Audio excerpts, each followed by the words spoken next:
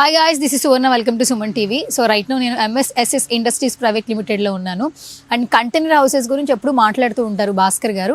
But ఈరోజు ఒక కొత్త కాన్సెప్ట్తో, కొత్త ఐడియాతో మన ముందుకు వచ్చేస్తున్నారని మనకు తెలుస్తూ ఉంది. బేసికల్గా మనందరి లైఫ్లో కూడా ఒక ఐడియా జీవితాన్ని మార్చేస్తూ ఉంటుంది. బట్ గత కొన్ని సంవత్సరాల నుంచి ఎన్నో కంటైనర్ హౌసెస్ ఇస్తూ బిజినెస్ అయితే డెవలప్ చేసుకుంటూ మార్క్ క్రియేట్ చేశారు. బట్ ఈ కొత్త ఐడియా ఏంటి, కస్టమర్స్కి ఏ విధంగా ఉపయోగపడుతుంది, ఆయనతోనే మాట్లాడి తెలిసేసుకుందాం. నేనైతే చాలా క్యూరియస్గా ఉన్నాను. భాస్కర్ గారు హాయ్. Hi madam. నమస్తే. నమస్తే. యా, సో ఒక ఐడియా జీవితాన్ని మార్చేస్తుంది, అది అందరికీ తెలుసు. కానీ మీరు ఇప్పుడు మీ దగ్గర ఎవరైతే క్లయింట్స్ మీ దగ్గర కొంటున్నారో వాళ్ళందరూ కష్టాల్లో ఉన్నా కూడా, వాళ్ళకి ఏమైనా సమస్యలు వచ్చినా కూడా వాళ్ళకి ఒక సొల్యూషన్ తెచ్చే దిశగా ఒక ఆలోచన చేశారని విన్నాం. ఏంటి అసలు ఆ ఆలోచన ఏంటి? మేడం, మా దగ్గరికి చాలా రకాల బిజినెస్ చేసే వాళ్ళు మా దగ్గర కంటైనర్ ఆర్డర్స్ పెట్టుకోవడానికి, stainless steel kitchen equipments order పెట్టుకోవడానికి మా దగ్గరికి వస్తున్నారు. క్లయింట్స్ వస్తున్నారు. వచ్చిన తర్వాత కొందరు ఇనిషియల్ స్టేజ్లోనే ఆర్డర్ చేస్తారు. నాకు ఇప్పుడు ఆ కంటైనర్ ఒకటి ఉంది, 3 లక్షలు ప్లస్ GST సార్ అని చెప్పిన. 3,50,000 నాకు 1,50,000 రూపాయలు అడ్వాన్స్ ఇచ్చేసాడు. నేను తయారు చేసిన 50% ఇస్తే చేస్తా అంటే కదా, 50% ఇచ్చినప్పుడు చేసేసిన. దాని తర్వాత ఆయన ఇది తయారయ్యే లోపు ఆయన కంటైనర్ పెట్టుకునే స్పేస్ దొరకలేదు. ఫస్ట్ ఇస్తానే ఇయ్యలేడు. అది కాదు బాబు, నీకు రూమ్లో పెట్టుకో, రూమ్ ఇస్తున్నా అన్నాడు. అన్న నేను తర్వాత తీసుకెళ్తా, ఇది ఉన్నా నేను నీ దగ్గర 10 రోజులకు 1 నెల రోజులకు అన్నాడు. ఇప్పుడు 6 నెలలు అయింది. ఏమైందంటే ఫోన్ చేసి, అన్న నేను పెడదాం అనుకున్న బిజినెస్ పెట్టినా, నేను కంటైనర్ మోడల్ కాకుండా రూమ్ ఇస్తే రూమ్లో పెట్టినా, ఫెయిల్ అయినా, లాస్ అయినా. ఇది ఎవరికి ఉంటే చేసే అన్న, ఎవరుంటే తీసేసేసే, ఏమన్నా తక్కువ చేసేసి, తక్కువ ఇచ్చినా పర్లేదు, నువ్వు కూడా లాస్ అయినా, నీది కూడా 1,00,000 ఆగింది, నాది కూడా 1,00,000 ఆగింది, ఏదో ఒకటి చేసే అన్నాడు. అట్లనే దాదాపు ఇక్కడ ఉన్న 3-4 కంటైనర్లు ఆ విధంగానే ఏదో కారణం చేత ఆగిపోయినాయి.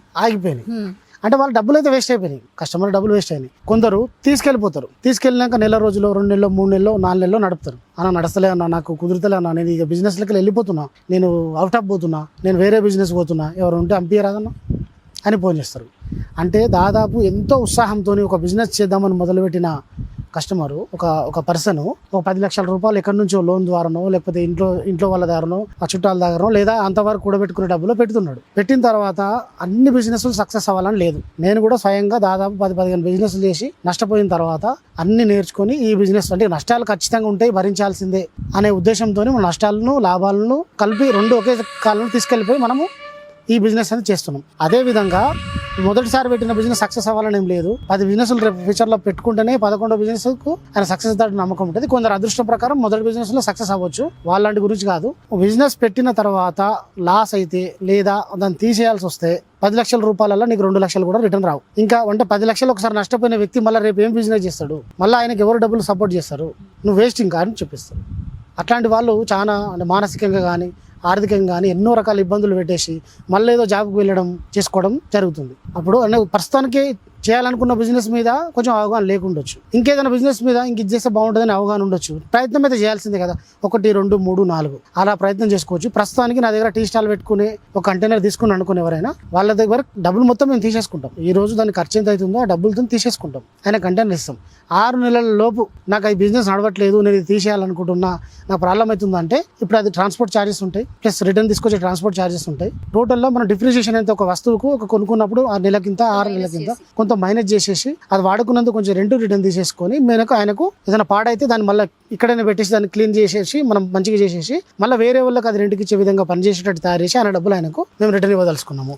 లేదా అంటే మీ దగ్గర పెట్టుబడి పెట్టిన తర్వాత ఒకవేళ వాళ్ళు బిజినెస్ చేసుకోలేకపోతే, లాస్ అయిపోతే, మళ్ళీ మీ దగ్గర మిమ్మల్ని అప్రోచ్ అయ్యి, అన్న మా వల్ల అవ్వట్లేదు, 10 లక్షలు పెట్టాము, మేమేం చేయలేకపోతున్నాము, దీన్ని మేము యూజ్ చేసుకోలేకపోతున్నాము, అలాగని బిజినెస్ చేయలేకపోతున్నాము అని బాధపడే వాళ్ళు మీ దగ్గర అప్రోచ్ అయినా కూడా డిప్రిసియేషన్ తీసేసుకుని, మైనస్ ఛార్జెస్ తీసేసుకుని ఎంత ఉంటే అంత మీరు వాళ్ళకి ఇవ్వడం జరుగుతుంది. దాంతో పాటు ఎంత ఉంటుంది అది ఇవ్వడమా, లేదంటే నాకు ఇంకో బిజినెస్ పెట్టాలనుకుంటున్నా, దీంట్లోనే కంటైనర్ కానీ స్టెయిన్లెస్ స్టీల్ లో కానీ ఈ రోజు నేను టీ స్టాల్ పెట్టుకున్నా, రేపు బట్టల షాప్ పెట్టుకోవాలనుకుంటున్నా, లేదంటే రేపు పెద్ద రెస్టారెంట్ పెట్టాలనుకుంటున్నా. ఇప్పుడు చిన్నది సక్సెస్ ఉంది, బాగానే ఉంది, కానీ తీసేసి పెద్దది పెట్టాలనుకున్నప్పుడు దాన్ని కన్వర్జేషన్ చేసి కూడా ఇంకొక మెటల్ రేషన్ రెడీ ఉంటుంది, ఆయన దగ్గర తయారు చేసేసి అలా అయినా పంపించేస్తాం. ఓకే, అంటే ఇప్పుడు వాళ్ళు పెట్టిన పెట్టుబడి అయితే ఎక్కడ లాస్ అవ్వట్లేదు, ఒక ఐడియా ఇస్తున్నారు, దట్టు మీరు సపోర్ట్ చేస్తున్నాం. Okay, super. అంటే నేను ఏమంటున్నా, లాస్ అవ్వద్దు అని నా ఉద్దేశం. లాస్ అవుతారు చాలా మంది, నేను చూస్తున్నా కదా. ఇప్పుడు నేను 4 సంవత్సరాల నుంచి ఓన్లీ కంటైనర్ చేస్తున్నా, స్టెయిన్లెస్ స్టీల్ 6-7 సంవత్సరాలు, బిజినెస్ అనేది 10 సంవత్సరాలు దాటింది. నేను చూస్తున్నా కదా, పెట్టడము 1 నెల 2 నెలలు కాగానే మూసేయడము, దాని తర్వాత వాళ్ళు ఇంకా డిప్రెషన్కి వెళ్ళడం, ఇంకేదో చేయడము. కొందరు సస్టైన్ అవుతారు, కొందరు కారు. వీళ్ళందరినీ దృష్టిలో పెట్టుకొని మనం ఈ రకంగా మనం దీన్ని తీసుకురావడం జరిగింది. ఇప్పుడు మీరు ఇలా చేయడం వల్ల ఏంటంటే ఫస్ట్ వాళ్ళు ఒక హోటల్ బిజినెస్ పెట్టినా అది లాస్ అయినా నెక్స్ట్ ఇంకేదైనా ఒక టీ స్టాలో బొటిక్కో ఏదో ఒకటి లేదా ఎక్కడైనా ఊర్లో ఏదో ఒక చిన్న డ్రీమ్ హౌస్ లాగా ఒక సింగిల్ రూమ్ తీసుకోవాలనుకున్నా కూడా మాడిఫై చేసుకోవచ్చు. అంటే ఒకసారి పెట్టిన డబ్బు ఇది పోతుందన్న భయం అయితే మీ దగ్గర లేదు. MSSS కి వచ్చేయచ్చు, హ్యాపీగా క్లియర్ చేసుకోవచ్చు. ఉన్న ఒకటే 10 లక్షలతోని దాదాపు నువ్వు సక్సెస్ అయ్యేంత వరకు ఫస్ట్ బిజినెస్ ఫెయిల్ అయింది, కొంచెం డిప్రిసియేషన్ అమౌంట్ పోయింది. ఒకవేళ నువ్వే అట్లే ఉంచుకుంటే కొంచెం డిప్రిసియేషన్ మిగులుతుంది. నీకు 2 లక్షలు మిగిలేదు కాస్త 2 లక్షలే కట్ అవుతుంది. ఇంకో 8 లక్షలు ఉంది, ఇంకొక బిజినెస్కి వెళ్తావు. ఒక దాదాపు 4-5 బిజినెస్లు ఆ ఉన్న అమౌంట్తోనే మీరు రిపీటెడ్గా చేసుకొని దేంట్లో ఒక సక్సెస్ అవుతారు కదా. అంటే ఎట్టి పరిస్థితిలో ఒక బిజినెస్ చేయాలనుకున్న పర్సన్ను ఎన్నిసార్లు ఫెయిల్ అయినా సక్సెస్ చేయడానికి కావాల్సిన సపోర్ట్ మేము ఇవ్వాలనుకుంటాం. చైనాలో చూస్తే మొత్తం అంతా కంటైనర్ హౌసెస్ మీద అంతా రన్ అయిపోతూ ఉంటుంది. అంటే మొత్తం బండ్లలో ఎక్కించుకుంటారు. కొన్ని మనం చైనా కంట్రీస్ నుంచి కొన్ని ప్రొడక్ట్స్ మనం తెచ్చుకుంటాం, మనకు నచ్చుతాయి కొన్ని. ఫ్యూచర్ ఇప్పుడు ఎట్లా వస్తుందని అందరూ అవుతున్నారో, టెక్నాలజీ అభివృద్ధి చెందుతుందని, ఇంకా చాలా అప్డేట్స్ జరుగుతాయి మనకు కూడా అని ఆలోచన వస్తుంది. ఇప్పుడు చిన్న ఎగ్జాంపుల్, మీరు కంటైనర్ హౌసెస్లో ఏది కావాలని మీరు డిజైన్ చేసేస్తున్నారు. ఇప్పుడు ఇన్ ఫ్యూచర్ ఎక్కువ ఖర్చు పెట్టేదంటే ప్రతి ఇంట్లో పెళ్ళిళ్ళకి, ఫంక్షన్స్కి ఎక్కువ ఖర్చు పెడుతుంటాం. సో పెళ్లి మండపాలకి ఇప్పుడు ల్యాక్స్లో ఖర్చు పెడుతున్నారు డబ్బులు అనేవి. వాళ్ళు రెంట్లకి ఇస్తున్నారు, ఫుడ్కి, అకామిడేషన్కి ఇంకా ఎక్కువ అయిపోతుంది. సో ఈ పెళ్లి ఫంక్షన్కి సంబంధించి ఊర్లలో కొంతమంది ఏంటంటే స్థలం ఉంటుంది, కానీ అక్కడ వాళ్ళు డెకరేషన్ చేసుకుని పెళ్లి చేసుకుంటూ ఉంటారు. కానీ వాళ్ళకు కూడా ఒక మంచి ఫంక్షన్ హాల్ లాంటిది, ఒక కంటైనర్ హౌస్ లాగా ఇస్తూ, ఒక గోపురం లాగా, లేదా ఒక తిరుపతి టెంపుల్ సన్నిధిలో పెళ్లి చేస్తే ఎలా ఉంటుందన్న ఆ ఫీల్ రావడం కోసం అలాంటి ఆర్డర్స్ ఏమైనా వస్తే ఫ్యూచర్లో మీరు చేసే ఉద్దేశం ఉందా? చేస్తాము. ఇప్పుడు మీకు అనౌన్స్ చేసింది, ఫస్ట్ అనౌన్స్ చేశాము rental purpose container with kitchen setup తో పాటు అనౌన్స్ చేశాము. ఇలా కాకుండా మీకు ఎలాంటి షాప్స్ కావాలన్నా కూడా కంటైనర్లో సెటప్ చేసి అది రేపు ఫ్యూచర్లో అది దాన్ని నడవకుండా లేదా రెంటల్ బేసిస్ ఖచ్చితంగా అక్కడ యూనిట్స్ ఉంటాయి మండల కేంద్రంలో. Direct car wash centre, quick car wash, quick car wash అని ఉంటుంది. అక్కడ మనకు కార్లు వాషింగ్ చేసుకోవడానికి, ఛార్జింగ్ పాయింట్స్, హైవేస్ లో డ్రైవర్స్ రెస్ట్ తీసుకోవడానికి హైవే పార్ట్స్, మీరు అంటున్న కళ్యాణ మండపాలు వీల్ పైన ఒక జిల్లాలో ఒక 3-4 వెహికల్స్ రెడీ ఉంటాయి.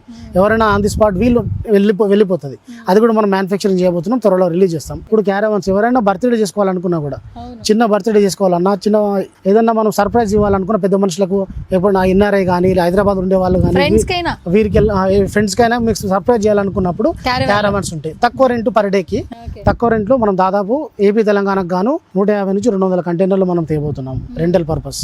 తర్వాత ఈ కామర్స్ సంబంధించిన షెడ్స్ మనం ప్రతి మండల కేంద్రంలో ఒకటి ఏర్పాటు చేయబోతున్నాం వాటికి రెంట్కి ఇవ్వడానికి. తర్వాత మీకు షాప్స్, హోటల్ సెటప్లు, రెంట్లు, ఈ క్యారవాన్స్ రెంటల్ పర్పస్. తర్వాత ఇప్పుడు పాడ్కాస్ట్ వీడియోస్ లేదా స్టూడియో ఆన్ వీల్స్, అది కూడా మనం కంటైనర్స్ చేయబోతున్నాము. అంటే ఎవరైనా మీడియా రంగం వాళ్ళు ఇప్పుడు ఎలక్షన్ రూమ్ లో డైరెక్ట్ ఫీల్డ్ మీదకి వెళ్ళి అక్కడ స్టూడియోలు ఉండవు కాబట్టి బయట సెటప్ అంతా మీకు బయట జనాలు చూసుకునే విధంగా బయట స్క్రీన్ ఉంటుంది, వీళ్ళు కూడా చూసుకోవచ్చు. ఆ రకంగా సెటప్ చేస్తున్నాము. అన్ని రకాలుగా ఈ MS అండ్ SS వస్తువులన్నీ కూడా రెంటల్ బేసిస్ లో దొరికే విధంగా తయారు చేస్తాం. సూపర్. మరి ఆ బడ్జెట్స్ ఎలా ఉండబోతున్నాయి? ఇప్పుడు మిగతా ఇప్పుడు రెంటల్ అన్నారు, అవి ప్రతి ఒక్కరు అఫోర్డ్ చేసేలాగానే ఉంటాయా? ప్రతి ఒక్కరు అఫోర్డ్ చేయాలంటే నేను ఏమంటాను, ఎవరైనా బిజినెస్ పెట్టడానికి 20 లక్షల నుంచి 30 లక్షల నుంచి ₹1,00,00,000 కూడా పెడుతున్నారు.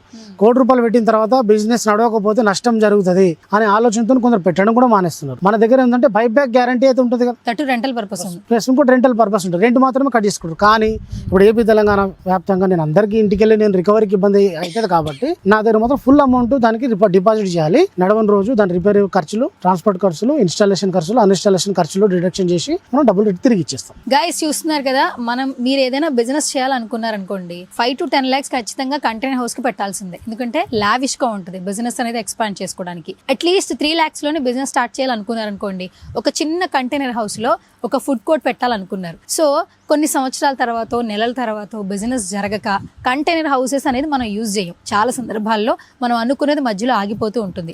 అలాంటి వాళ్ళకు కూడా MSSS ఇండస్ట్రీస్ ప్రైవేట్ లిమిటెడ్ వాళ్ళు మేమున్నామని హామీ ఇస్తున్నారు. ఒకవేళ మీరు డబ్బులు కట్టి కంటైనర్ హౌస్ తీసుకున్న తర్వాత బిజినెస్ ఆగిపోయినా కూడా వాళ్ళను సంప్రదిస్తే వాళ్ళు ఏవైతే మైనస్ ఛార్జెస్ ఉన్నాయో అవి తీసేసి, సో మీకు ఎంతో కొంత బయట ఆ కంటైనర్ హౌస్ అయితే మనం బయట అమ్ముకోవడానికి కుదరదు కాబట్టి వాళ్ళే మళ్ళీ రీసేల్ చేసుకోవడం జరుగుతుంది. దానికి ఎంతైతే కాస్ట్ అవుతుందో ఆ కాస్ట్ మీకు ఇవ్వడం జరుగుతుంది. అండ్ సెకండ్ పాయింట్ ఏంటంటే చాలా మంది బిజినెస్ స్టార్ట్ చేసేటప్పుడు చేసేద్దాం అది ఏదైనా అప్పులు చేసినా కూడా డబ్బులు ఎక్కువ పెట్టి చేస్తూ ఉంటారు. బట్ తర్వాత ఆ బిజినెస్ సక్సెస్ అవ్వకపోతే అప్పులు తీర్చలేక చాలా మంది స్ట్రెస్ లోకి వెళ్ళిపోతూ ఉంటారు. అలాంటి వాళ్ళు ఒక ట్రైల్ వేద్దాం అనుకున్నప్పుడు రెంటల్ పర్పస్ కి వెళ్ళడం ఈజీ పని. ఎందుకంటే ఒక ఆలోచన వచ్చి ఒక మంచి కంటైనర్ హౌస్ బిజినెస్ ఏం స్టార్ట్ చేయాలనుకున్నామో ఒక 2 నెలలు రెంటల్ పర్పస్ ఇచ్చే ఫెసిలిటీ కూడా మనకి ఎంఎస్ఎస్ఎస్ వాళ్ళు ఇస్తూ ఉన్నారండి. సో బిజినెస్ ఏదైనా ప్రాఫిట్ మీరు పెట్టినా మీకు ప్రాఫిట్ వచ్చేలా మాత్రం మనకి భాస్కర్ గారు మంచిగా ఐడియాస్ ఇవ్వడం జరుగుతుంది. ఎక్కడ ఏ బిజినెస్ స్టార్ట్ చేసినా కంటైనర్ హౌస్ కావాలంటే మాత్రం కింద స్క్రోల్ అవుతున్న నెంబర్స్కి హ్యాపీగా కాల్ చేసేయచ్చు.